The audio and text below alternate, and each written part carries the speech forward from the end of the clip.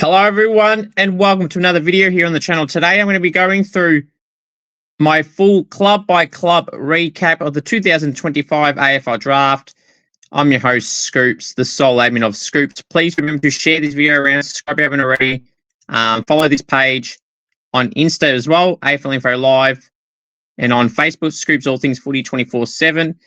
The AFL draft is done and dusted today. The preseason and rookie drafts finished, which means that we're going to recap every club's selections, club by club, and a grading out of 10. Now, in the rookie draft that just happened half an hour ago, there was only 6 players that are brand new to a club. A lot of these players are re-rookied, where the rules will have to be readjusted. Lincoln McCarthy, George Stevens, Dane Rampy, Jake Lloyd, and some others. The rule, it just doesn't look good that you have 28 selections, about 10 passes, about 10 of those are re-rookied, and only 6 selections where new players join clubs. So Fred Rodriguez joined the Eagles, Riley Onley joined Melbourne, Adelaide selected Jack Watkins from their sample side, or Maru, midfielder from the VFL. Leon Kickett went to Freo. Ollie Greaves went to Hawthorn. And Nick Driscoll went to Geelong, the last live selection in the rookie draft for this season. But yeah, so let's get right into it, club by club. Okay. So Adelaide, they had 2 selections. With pick 22, they selected Mitch Marsh, key forward from West Adelaide. And with pick 50, one of the steals of the entire draft, Adelaide selected, with pick 50, key forward, again, from the Sandy Dragons, Archie Ludowick. I mean, considering where Adelaide finished last year, to pick up 2 gun key forwards for the future, Mitch Marsh could play straight away. Archie's coming off a PCL injury. I mean, you could probably question why Adelaide needed that position. They probably need a bit more midfield depth. They could have picked up Ollie Greaves. So we were trying to get Dyson Sharp, as was reported on the night of night 1, but Essendon weren't budging, and rightfully so. So maybe they didn't rate any other midfielders around that range. I mean, I think there was some others they could have got. Mitch Marsh was a great selection, and they even could have got a few steals late. They could have got Ollie Greaves late, and they chose not to. So very interesting with how they went. Overall, though, I think the 2 players they did get is really good. Now, I based my ratings off who they could have got, what they need, and, have they done a needs thing? Are the selections good? Is it players they missed out on? Was there some trades they did overall on the night that was good or bad? So that's how I base a lot of my ratings. So for the Crows, I give them a 7 out of 10. I think they did really well with the selections they had. The only bit I question is why 2 key forwards when they got Darcy and Tex. I know he's only be there for 1 more year, but they've got Thilthorpe. And I'm forgetting a few, I'm sure. So they got a lot of tall forwards, the Crows. Dan Curtin plays down there sometimes as well. So I know he can play all over the ground, but yeah, a lot of tools the Crows have selected in the last few years. Tyler Welsh as well, who was re-rookied. So they got a lot of key forwards, whether they're young or old or mature age. Probably went 1 too many for me, but 7 out of 10. Would have been maybe an 8 had they had another selection and picked a midfielder or picked a midfielder with one of these 2. So Brisbane, with pick 6, they drafted Dan Annable from their academy. Gun. Absolute gun. Will play round 1 next year if he's not injured. Telling you that right now. He would have played this year in the AFL had he been on the list and draft eligible. Pick 38, Kobe Evans from Perth. In the Waffle, an Eagles academy player they couldn't match. Pick 43, they selected a key forward in Cody Curtin, the brother of Dan Curtin from Claremont in the Waffle. Young, developing, tall key forward. They can play down back, Brisbane say as well. I like the move of Cody Curtin as well. I mean, their forward stocks aren't the greatest in the tall department, Brisbane, up forward. So Cody could be a developing player that could play there down the line. And Ty Hayes from Southport in the VFL, the nephew of Lenny Hayes, a Saints legend. He's about 21 years of age, can play on the wing. And Brisbane feel like they lack in that area. So they picked him, and they can afford to pick players that aren't going to play straight away, or even if he could play straight away, they don't need to. So handy depth option, which is what Brisbane said they wanted to add the depth in all the areas they selected. excluding Annabelle. So Evans, Curtin and Hayes were all to add depth in those positions. And to be honest, especially with Cody Curtin, I'm a big fan of. So for me, Brisbane, they get a 7 out of 10 also. Now, Carlton, obviously, their trade period was shocking, but they got good compensation picks for Silvani and Takoning, which they then traded out with North Melbourne and Essendon to have the bid for Jack Eisen and Harry Dean. Harry Dean's bid went at pick 3. They were able to trade out their pick in the 20s and push it back, which I questioned at the time. They could have picked up Ollie Greaves, Javan Filippo, and a fair few other guys around that range. Jack Dalton. So they traded back, and they were able to bring in picks in the future and still match a bit of Jack Eisen at 47, a midfielder, part of their academy, and Taylor Byrne, small forward from the Greater Western Victoria Rebels, a goal kicker, kicked some goals for Vic Country in the state champs. At pick 45, Taylor Byrne. If you don't mind this, they said they really lack small forwards, Carlton. There was a time when they had so many, and now they got none, or no good ones, they think. So for Carlton, 6 out of 10 for me. And they passed in their rookie draft selection. Collingwood, with the selections the Pies had, I think they did really well. With pick 32, Brisbane Academy midfielder, left footer, really good disposal player. Tyan Prindable, I think that's a really nice selection there. Pick 37, Samuel Swadling from West Perth and the Waffle, another midfielder. I think that was a good selection as well. So with the selections they had so far, they've done really well. Zach McCarthy, father-son, a tall, raw prospect, key forward, backup ruck. Obviously, he'll be a long-term prospect from the Oakley Chargers and known to Pies fans for sure. And 22-year-old from Sturt in the sample of pick 57, Angus Anderson, best on ground in the Sturt's winning grand final in the sample league game. They're the type of selections Collingwood have done in the past with Noah Howes and Charlie West and Lockie Sullivan and guys like that. I'm sure that I'm missing a few more as well. So the Pies like to do selections like this, and with the selections they had and the weaker draft, these are the type of guys that come into fruition more than maybe some other times. I think it's a good selection for the Pies. Angus Anderson, didn't know too much about him, if I'm being brutally honest, but his numbers and his performance this year for Sturt back up and warrant a selection. So for me, for the Pies, with what they were dealt with, I'm still giving them a 6 out of 10. Looking back at it, it's probably no different to Adelaide and Brisbane, so I'm actually going to change that. So that's going to be a 7 out of 10 for me. For the Pies, I think they did really well. So 7 out of 10 for me. Now the Bombers, one of the clubs that stole the draft. They definitely stole it early.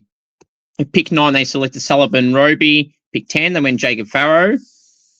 13, Dyson Sharp. 13, Max Kondo Ginnis. And 53, Hussein Al-Achkar. So for me, Sullivan Roby from the Eastern Rangers, a mid-forward. Great selection. Jacob Farrow, West Perth winger, midfielder, half-back. At pick 10, good selection. Dyson Sharp, the steal of the draft for me, pick 13. How Melbourne fumbled that, I do not know. And Melbourne have a lot of explaining to do, and I've heard them speak both nights, and no matter what they want to say, it makes completely no sense. Pick 36. So Max, Kondo, Ginnis, a bit of a taller type defender. Essendon need a lot of support in every area. And Hussein, part of their NGA academy. They didn't get Adam Swade. He went to Freo. So for Essendon, they did really well. So for me, with the Bombers, I've given them a 9 out of 10. I don't see how they could have done much better. Maybe they picked Ollie Greaves instead of one of the last 2 selections they made. It would have been a 10 out of 10 for me. Now, the next club to go through is Freo.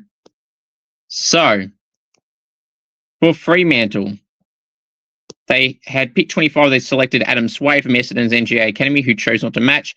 Tobin Murray from the VFL, from Geelong's VFL, had a few games at the end of the year where Fremantle said he'd done well.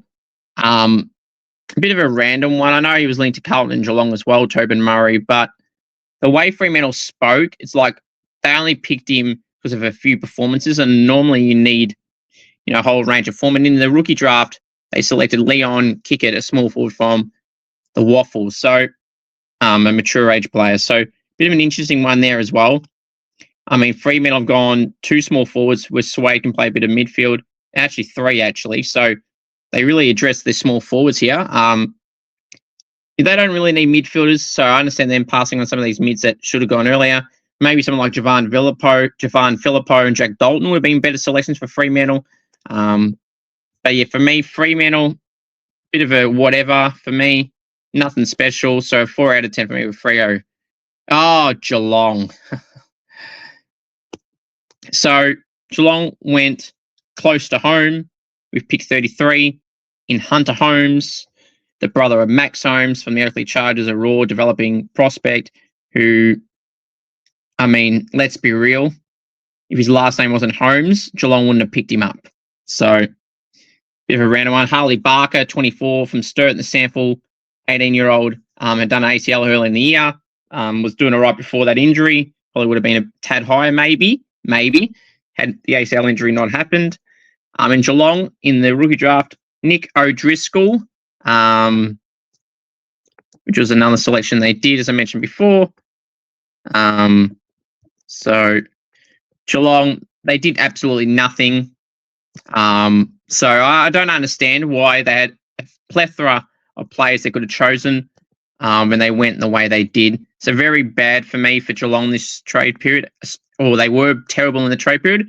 They were terrible in the draft period. Even with the minimal selections they had, they could have done a lot better. So for me, they get a 1 out of 10, only because Harley Barker, I don't mind, of the 3.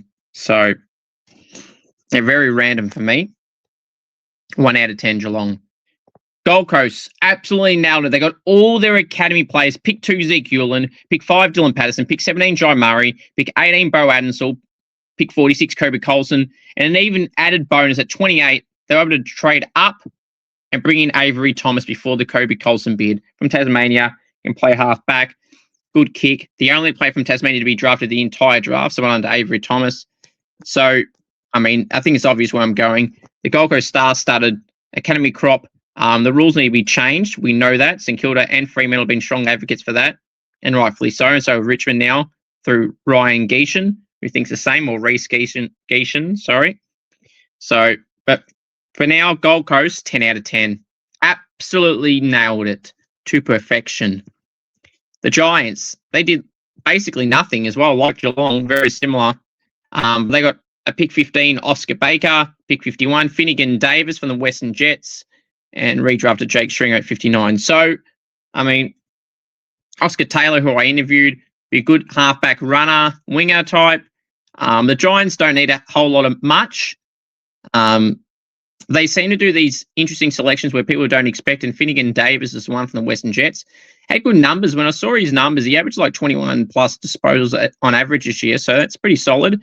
Guy who's flown under the radar, and I'll be honest, didn't know basically anything about. But for me, though, still 3 out of 10, should have based off the draft period.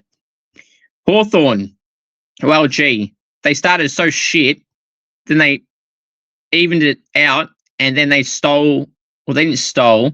They did pretty well in the end. So with pick 20, they picked Cameron Nan from South Australia, Central Districts. A winger, can play half forward as well. Kicked 7 goals in 1 game of state champs. Pick 23, they picked Aiden Schubert from SA, from the Central Districts as well. The Shoe, one of the best key forwards in the draft. So they did really well there. My man Jack Dalton from the Sandy Dragons, the left footer, Vic Metro star, captained 1 game against SA. 28 disposals and 11 tackles against the Allies in the last 8 champs games. Shows that you need to know that Dalton will be a great player for the Hawks. And at 34, that's a steal for me. I did have him going to Hawthorn in my phantom draft, just like Sam Grell to Richmond, so Scoops knows what he's talking about. And then another player they picked out from SA, also from the Central Districts at pick 56, was Matthew Luray, more of a taller type. He's a solid selection for them as well. And in the rookie draft, they selected Ollie Greaves. Now, this has changed my rating dramatically from a solid number to a higher number. And who would have thought after they traded back, they missed out on Dyson Sharp, they missed out on Lockie Dobberson, and they missed out on Josh Lindsay by trading back, cost themselves those 3 players.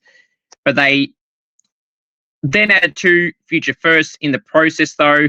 So I guess that's really good. The players they got weren't that much different to the ones they missed out on, except for Dyson Sharp. That one was a stupid call from them.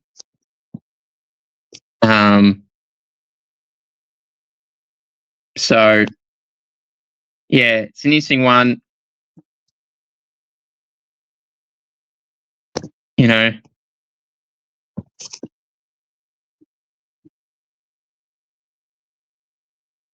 yeah, they did really well. So, for me, Hawthorn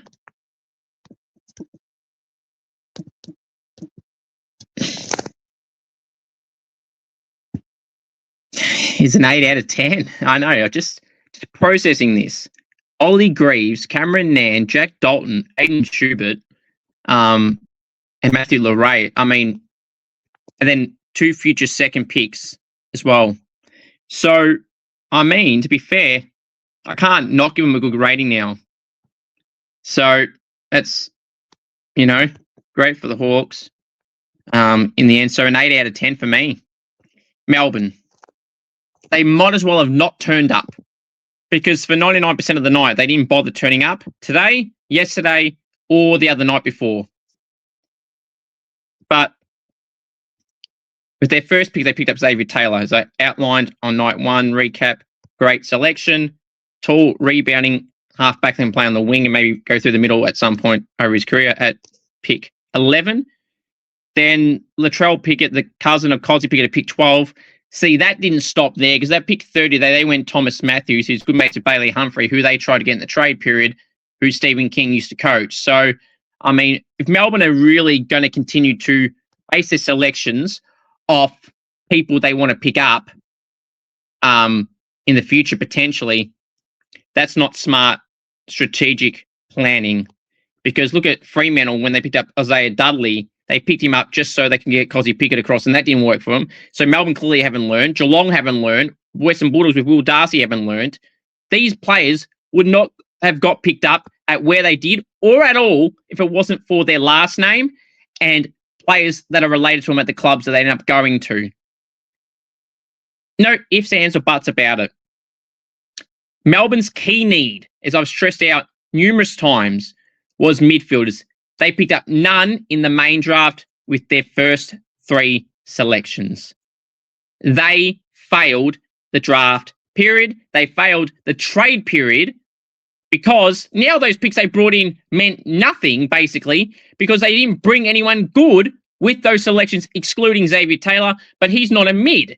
Their main focus had to be midfielders, and well, you guessed it, they didn't pick up any. And then in the rookie draft today, they selected Riley Onley, who's a tall winger. So that's the closest to a midfielder they've selected. But they still could have picked Ollie Greaves at that point in time, because he was picked up by Hawthorn after. So they stuffed up yet again. So to give one of the lowest ratings I've ever given at any point in time, Melbourne are getting a 0.5 out of 10. And the only reason they're getting a 0.5 is because they turned up. And then Xavier Taylor was a good pickup. The rest, you're going to finish bottom 4, and you absolutely deserve it. North Melbourne, someone that actually did turn up and actually did well, was North. They picked up Blake Threadgold with pick 26. Great selection. Absolutely great selection to pick up Blake Threadgold and Lockie Dobberston as well. I mean, they really couldn't do any wrong. And then Hugo Mukunda with their 3 selections. I think they did really well. So they should be really happy with how they went. So for me, they are going to get a 7 out of 10. A 7 out of 10. The Roos did really well. Blake Threadgold, an intercept defender, which is something they need. Hugo Mukunda can play high, half forward and mid. Did well there. And Lockie Dobson, small forward, something they needed to address. Probably would have liked them to get maybe another tall player. But maybe they'll do that through pre-season supplementary period, maybe, if they got a selection open. But they did pretty solid. So 7 out of 10 for me for the Roos. Port Adelaide, I mean, basically like Melbourne, they didn't literally turn up. They picked up 0 players in the national draft. They picked up 1 player in the rookie draft, Jack Watkins. So this is not on Jack Watkins. I think he's a solid player. that's come from the VFL and now in the SANFL for Port Adelaide. I think he was their captain this year and produced over 20-plus disposals playing on average in the midfield. So you're saying a knock on him. Port Adelaide, you finished near the bottom four, just like Melbourne this year, okay? Did you think that, getting rid of Ken Inkley was going to fix everything? Well, newsflash, it's not. Josh Carr was there this year. That's what people are seeming to forget. People are trying to say, oh, but Dougie Cochrane's coming in here. We brought in accumulated points for next year. What? One future third. That fixes everything, does it? You did absolutely nothing to severely help your draft hand next year, which you don't have to do straight away. But this year, did they finish top four when they thought they didn't have to do nothing? Do they think they're Brisbane or something and they didn't need to do anything? Port Adelaide failed this year. They've added nobody bar Jack Watkins. Yeah, they might add on Jaden Stevenson. And yeah, they left a rookie spot open now for another player as a train on. Big deal. You could have picked up Ollie Greaves.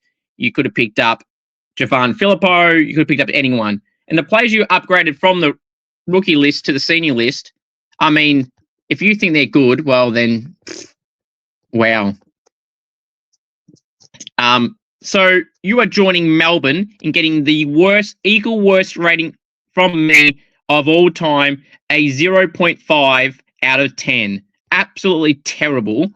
And they will be bottom four with Melbourne, or in that conversation at least. At the best, they will finish no higher than 12th. Same goes for Melbourne. They'll be no higher than 14th. Richmond, they did really well. Sam Grill, which I predicted, by the way. Just remember that. Sam Cumming, they picked up those guys. And to be honest, I think they did really well with the draft hand they were held with. They picked up Zane Puka and Noah Roberts-Thompson. So they did pretty well. Zane Puka was 31 and Noah Roberts-Thompson was 54. I mean, pretty good to start things. Solid after that. So 7 out of 10 for me for the Tigers. Now my Saints brought in Charlie Banfield, West Coast father-son pick from Claremont. Tall, winger, like 191 centimetres. That's the type of players we need. And add depth into that area. And Kai Finches was the next selection for the Saints. So Charlie Banfield at 41, Kai Fincher at 52. Two great selections, redrafted Ryan Burns at 58. So, I mean, I can't complain of what we've done. I mean, with the draft hand we had, we couldn't really do too much. Would have been nice to bring in, say, Javan Filippo, who's gone to Sydney, but that's okay. We'll move on. Maybe Ollie Greaves. But Charlie Banfield is a really good selection as well. So, I mean, I'm not angry at all. I was hoping St Kilda would have just picked up Ollie Greaves in the rookie draft today when they had the chance to, but they didn't, just like everyone else didn't. So for the Saints, I mean, 6 out of 10 for me. There's nothing wrong with it. We just didn't have a strong draft presence, but that's still fine. 6 out of 10 for me. Like Kai Fincher, like Charlie Banfield, welcome to the Saints, fellas. We left a lift spot open for the preseason, which will probably be Tex Wanganeen or Will Phillips. Sydney, Sydney, they brought in Javan Filippo, Harry Kyle, Billy Cootie, 22-year-old from the SANFL in the midfield, and Max King at 49. So Harry Kyle at 14, the bid from the Giants.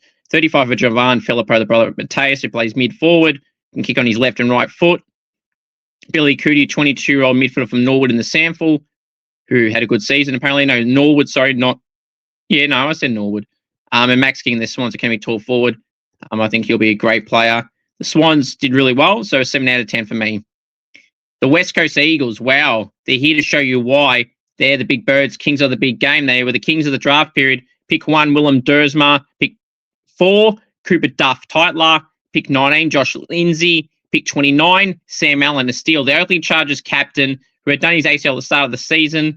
He'll be good in the long run. The leader with Lindsay, they're really great pickups. And 39 was Tyler Williams from Swan Districts in the Waffle, part of their academy, who's a forward, can push up the ground and can run, has got some speed about him. They would have loved Charlie Banfield, but they didn't have the list spots and the points were going to be too hard anyway. They would have picked him up as a rookie had they gotten through, but they couldn't because the Saints poached him and they couldn't match it because they had no list spots to match it with and points. So, but outside of that, Kobe Evans went to Brisbane. I mean, I don't know why people are cracking it. They did the best for their club. They nailed it. Josh Lindsay and Sam Allen, on top of everyone else they picked up, is great. They couldn't have done any better. Yes, they didn't pick up Ollie Greaves in the rookie draft. They did Fred Rodriguez at pick 1. Still think that's a great selection as well. A midfielder, tall midfielder, like 191 centimetre midfielder. I think that's a great selection as well. So for me, it's going to be 10 out of 10 for me for the Eagles. For Brisbane, not Brisbane, the Bulldogs to wrap us up. Louis Emmett, which is a great selection, I think, at 27. Lockie Carmichael at 21. And Will Darcy at 60.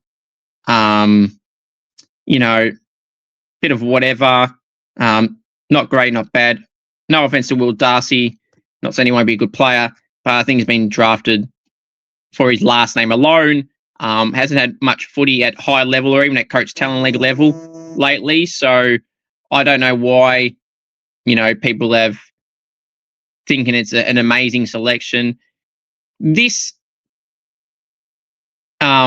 situation where people go, oh, how great of a story is it to have a father-son selection at the club, or a brother going to the same club as his brother, or an academy player that just because he's been a part of the academy. That's why I loved Essendon's strategy with Adam Swade. They didn't rate him as high as where the bid came, so they said, we're not going to fall for this sentimental value going, it'll be a great story. Nah. If the bid came where they thought he was worth, they would have done it. But they didn't think he was worth 25. And they got who they got in that range. So I like the strategy that Essendon did. Something that Geelong, the Bulldogs, and Melbourne did not listen to. That's why those three clubs failed the draft period. And that's why clubs like Essendon and West Coast nailed it. They didn't do it to make you feel good. They did it for what's best for the club, and they nailed it there. So they should be really happy with how they went. The Bulldogs, though, 5 out of 10 for me. So West Coast, Hawthorn to a degree, Essendon, and Gold Coast. Gold Coast and West Coast for me, the 10 out of 10s for this draft.